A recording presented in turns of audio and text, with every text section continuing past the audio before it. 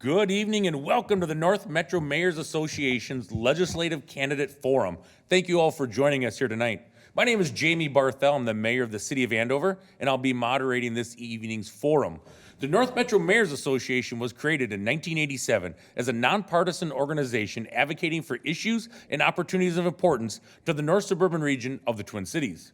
I'd like to thank the North Metro Mayors Association for coordinating and sponsoring this forum, and to thank our candidates for joining us tonight and making this event possible. Thank you also to the City of Andover for hosting, and a huge thank you to QCTV for recording and airing this forum. Our goal tonight is to give residents a chance to learn about the candidates' ideas and positions on issues of importance to the future of our communities and to the North Metro region. We're going to ask 4 prepared questions with rotating response orders and set time limits. We regret that we can't cover every issue of interest tonight due to time constraints. Before we begin, the candidates flipped a coin to determine speaking order. I'm pleased to introduce the candidates. On my right, probably on your left on the TV, House District 31B, Peggy Scott. And on my left, your right, Jen Bloomquist. Thank you both for being here. We appreciate it. Thank you. Each candidate will have 2 minutes for an opening statement. Ms. Scott will go first, followed by Ms. Bloomquist. Ms. Scott, could you please give us your opening statement? Thank you, Mr. Mayor, and thank you to the North Metro Mayors Association, who are great partners in promoting our area up here in the North Metro. My name is Peggy Scott, and I'm a former small business owner. I'm the 30-year resident of Andover. We raised our children here, and we want to make sure that our children can stay and raise our grandchildren in the North Metro area too. We want them to live in a place that's not riddled with fraud after 20 years of a single-party administrations. A place where taxes don't price our kids, our young people, out of a good way of life, or where property taxes don't get so high that it prices seniors out of their homes. A place where my granddaughter can compete fairly and safely in sports with other biological girls. A place where every student can get a quality education, and a place where businesses can thrive. I'm asking for your vote on November 3rd. Thank you. Thank you, Ms. Scott. Ms. Bloomquist, you have a 2-minute opening statement. If you could please share with us now. Hi, I'm Jen Bloomquist, and I want to thank the North Metro Mayors Association and Mayor Barthel for hosting this forum. So I'm a working mom. I'm on the front lines of seeing how the affordability crisis is impacting not only Minnesota, but the country at large. I'm also a union member. I'm a public servant. I've been working for Minneapolis Public Works. Ever since I moved to Minnesota, I chose Minnesota as my home, and I couldn't be prouder of this state.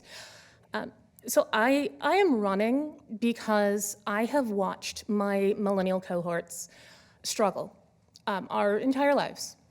And not just millennials, I'm seeing it now in Gen Z, I'm seeing it in Gen X, and even baby boomers. And I want to be part of the solution. I don't want to be part of the problem. I don't want to be a roadblock in St. Paul. I want to listen to the people, and I want to be responsive to the people. So that's why I'm running, and I would appreciate your vote on November 3rd. Thank you, Ms. Bloomquist. Thank you both for your opening statements. We're now going to move to our prepared questions in rotating order with an optional rebuttal. Each candidate has 2 minutes to answer the question. After both have answered, each candidate will be offered an optional 45-second rebuttal. Ms. Scott, you are first, and I will read the question out loud. What are the top 1 or 2 issues you hear while campaigning? And if elected, what will you do to ensure that the 2027 legislature works in a collaborative way with the governor and the community to address those issues? Thank you, Mr. Mayor. And by far, the issues that I hear the most about are fraud and affordability, and I believe the two are linked. The rampant fraud in Minnesota should enrage every single taxpayer. Of the $9 billion in fraud that we know about, if you break that down, it's roughly $2,500 per taxpayer. That's $5,000 per household, a husband and wife family unit. I think $5,000 would go a long way towards affordability right now. I supported the creation of the Independent Office of Inspector General on fraud. But we did have to bring the other side kicking and screaming. Several times in committee, the bill died, or was laid over. Even the governor wasn't a huge proponent, but we did it and we got it passed. Additionally, we need to roll back the numerous DFL trifecta unfunded mandates that have pushed down to our cities, our counties, and our school districts. Under the DFL trifecta, 60 mandates, 6-0, were passed down to our school districts alone. That's unsustainable for our school districts. They are running in deficit because of these unfunded mandates. The unfunded mandates is the reason your property taxes are going through the roof. It's unacceptable. So fraud and affordability are those top two issues that I'm hearing about. Thank you, Ms. Scott. Ms. Bloomquist, we have the same question, and I will read it out loud. What are the top 1 or 2 issues you hear while campaigning? And if elected, what would you do to ensure that the 2027 legislature works in a collaborative way with the governor and the community to address those issues? I hear a lot of the same. I hear a lot about affordability. I hear that people are having trouble finding housing that they can afford. And if you're disabled, it's not only that, it's finding housing that you can access as well.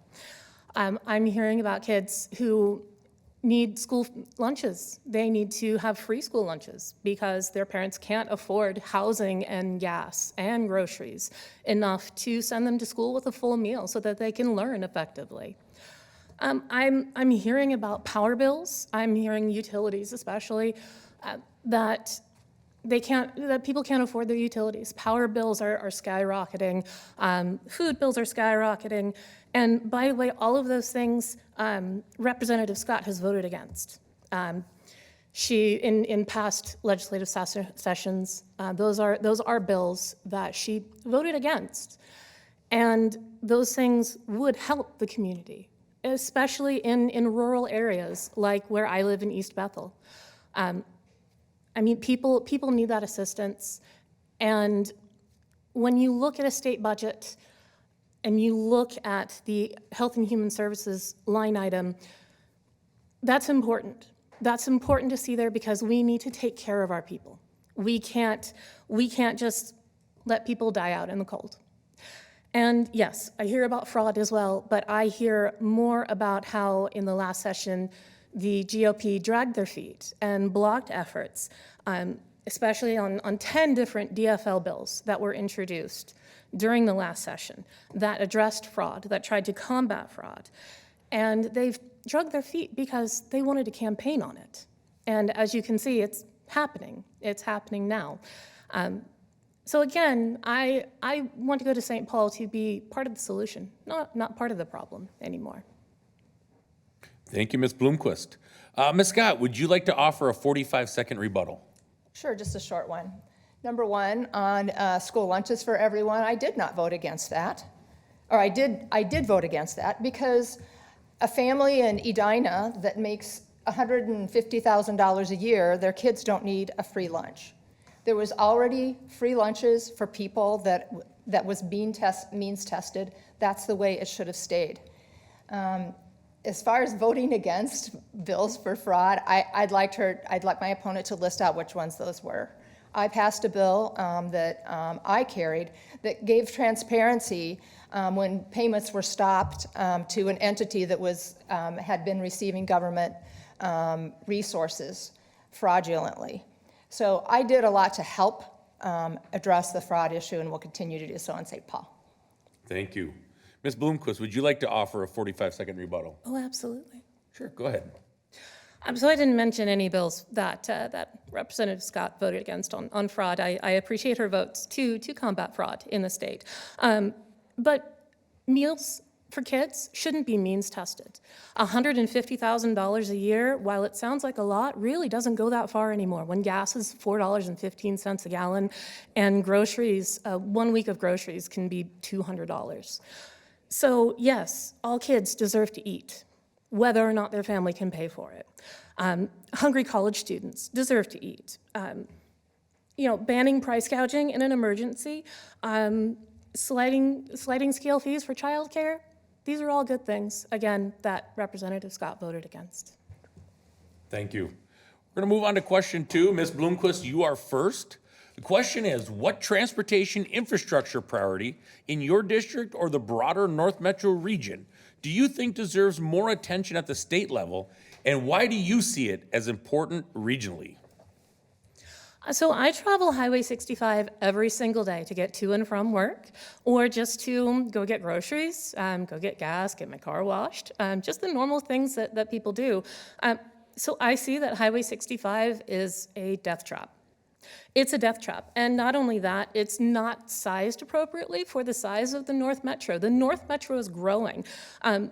It's about 41,000 to 51,000 vehicles per day travel on Highway 65. And not only that, but Blaine alone is forecasted to add 20,000 new people in the next 25 years. The highway needs to be expanded. I appreciate that they are adding in new interchanges over the intersections that are there, and that's going to go a long way to helping traffic flow, but it doesn't address the traffic volume issue, which does need to be addressed. Like I said, Anoka County, and actually CD6, Congressional District 6, is one of the fastest growing areas in the metro, and we need to account for that in our transportation. Thank you. Thank you, Ms. Bloomquist.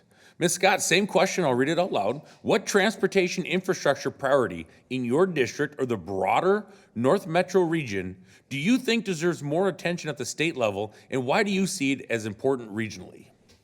Thank you for the question, and my opponent and I are going to agree on this issue.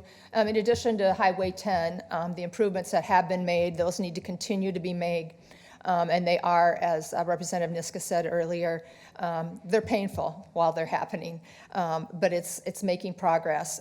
Highway 65 needs to continue its expansion and improvements on safety going north. As my opponent said, the population up here is growing, so we need to have the bandwidth to handle that population. I remember when my son was in high school and he would have sports practice at the ice arena there on 65, and I just was so nervous about him as a teenager driving on 65 because it is such a dangerous road. And so I will continue to support transportation dollars going toward Highway 65 and its expansion, as well as continuing the work on Highway 10. Thank you, Ms. Scott. Ms. Bloomquist, would you like to offer a 45-second rebuttal? I'm good, thank you. Okay. Ms. Scott, would you like to offer a 45-second rebuttal? No, thank you. Excellent. Okay, we're moving on to question 3, and the order will flip again.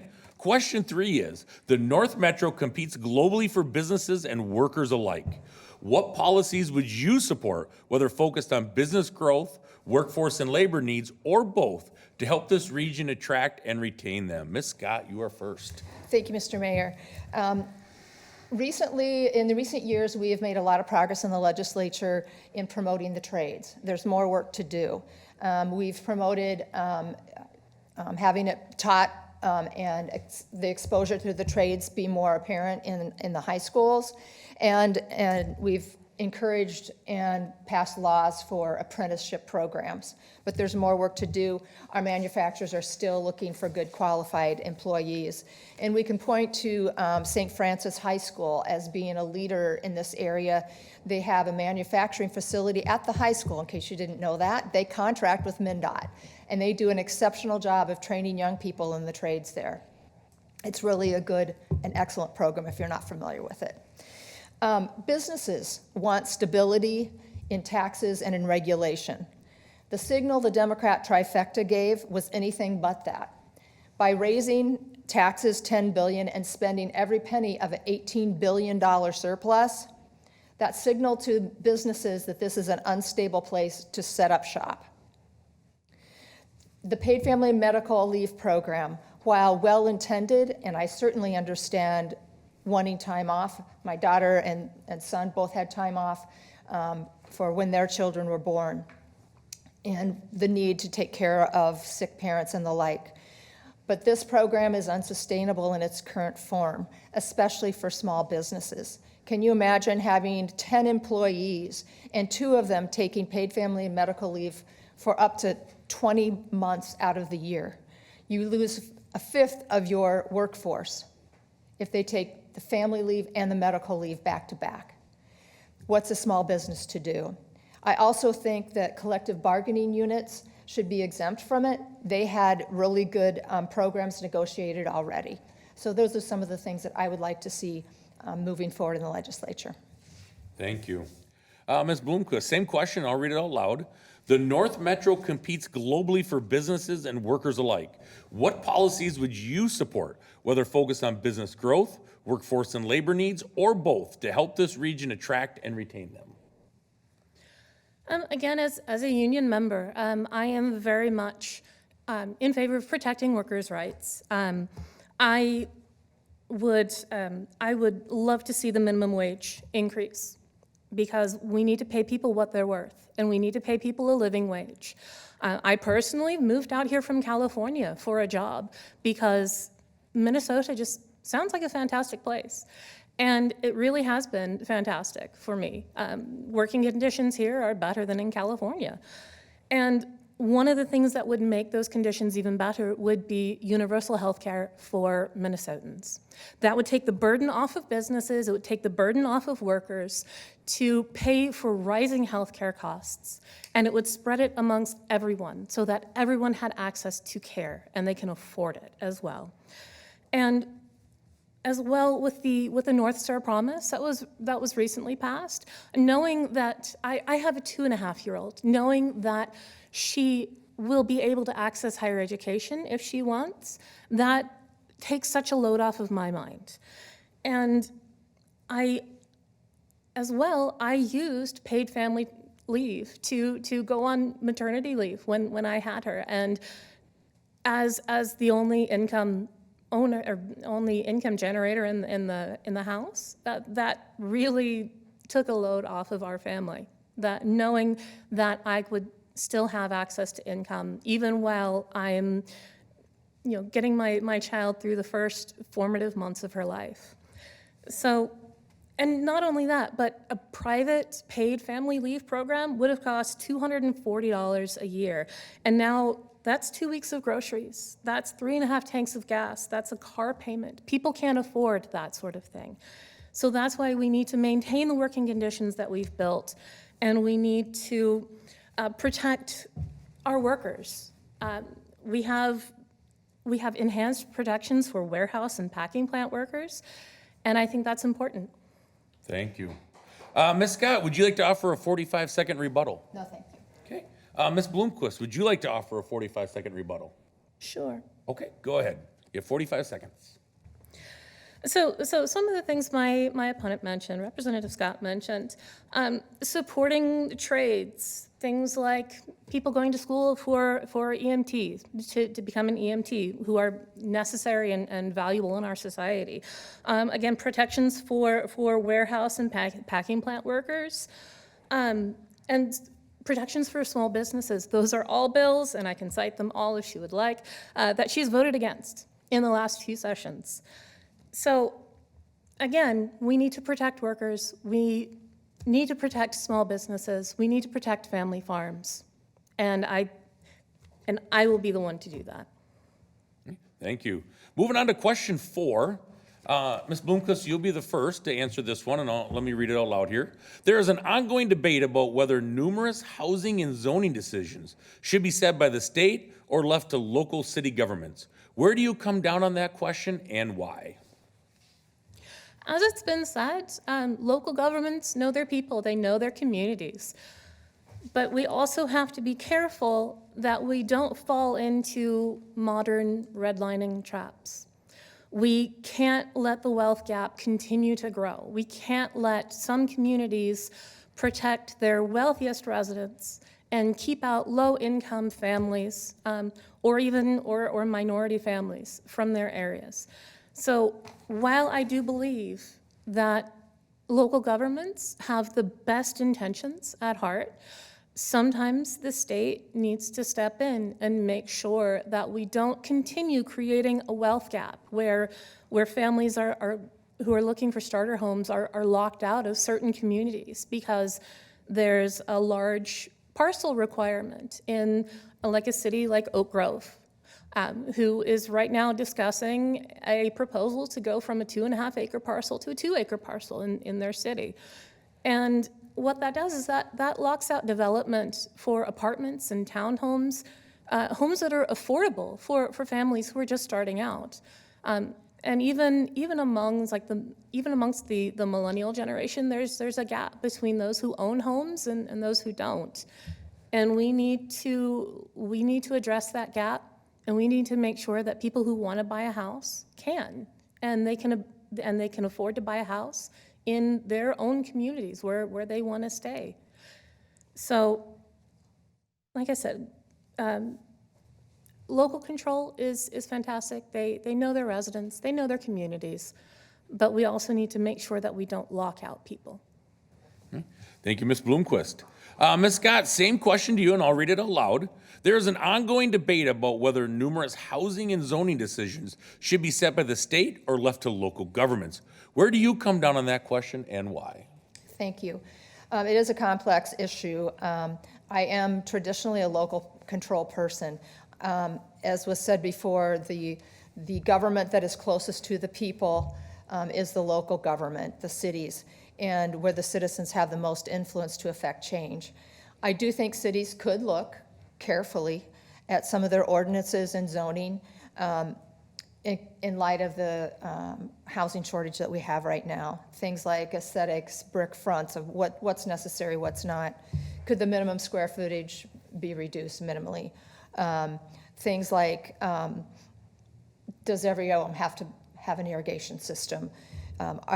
And I think cities should look too at the cost of permitting. Across the metro, permitting ranges from around $15,000 a house to $65,000 a house. Can you imagine? $65,000 just before a shovel can be put in the ground to build a house. So cities can look at that, but at the end of the day, those decisions need to be made on the local level by the citizens that live in those communities. I think our state codes, building codes, need to be looked at. There's a reason that you can buy the same house in Wisconsin, build the same house in Wisconsin for 20% less than you can here in Minnesota. There's a reason for that.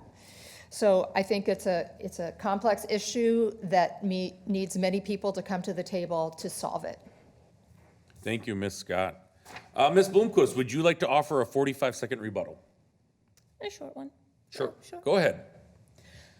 So there's a good reason for a lot of zoning requirements, a lot of building requirements, and I've seen that firsthand, not only living in earthquake country in California, but now living up here in Minnesota when I went to have my own house built, when we were looking at having a house built. And we had to take into account high winds. We had to work on the engineering for a roof to make sure that it didn't get ripped off in a high wind event. So that's why. That's why we protect people with a lot of these building requirements, and I saw that when working in building inspection. I saw that when working in code compliance, and I can see that now working in public works. Thank you. Ms. Scott, would you like to offer a 45-second rebuttal? No, thanks. Okay. This concludes our questions. We're now going to move on to the closing statements. Each candidate will receive 1 minute. Ms. Scott, would you please provide your closing statement for us? Thank you. Thank you again to the North Metro Mayors Association for hosting us. And I thank you for tuning in, those of you in the Democrat or in the TV sphere that are watching. I am Peggy Scott. I want to continue to represent your interests in St. Paul. We must continue to fight the fraud that 20 years of DFL administrations has brought us. I want to roll back the unfunded mandates brought to you by the DFL trifecta that have caused your property taxes to skyrocket.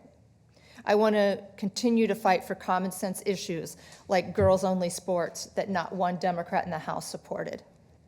I need your vote, as does every Republican on this ticket, in November to turn this ship around. And I humbly ask for your support on November 3rd. Thank you. Thank you, Ms. Scott. Ms. Bloomquist, would you please provide your closing statement? Again, thank you to the North Metro Mayors Association. Thank you, Mayor Barthel. And thank you for everyone who showed up here and is watching at home for getting engaged in civics. And it's extremely important that we know who we're voting for and we know what they will vote for, because their vote is a direct response to your voice. At least it should be. I would be a truly independent voice in St. Paul. I owe nothing to the DFL, and the DFL owes me nothing. But I would owe everything to the voters in Linwood, in Athens Township, in Oak Grove, East Bethel, in my home, and to the citizens of Andover. That's who I would owe everything to for sending me to St. Paul. So I ask for your vote on November 3rd, and I hope to see you again. Thank you. Thank you, Ms. Bloomquist. Thank you to everyone. This brings us to the close of tonight's forum for House District 31B. We'd like to thank both of our candidates, the North Metro Mayors Association, the City of Andover, and QCTV for making tonight's event possible. Please, everyone, remember to vote on or before Tuesday, November 3rd, and everyone have a great evening. Thank you.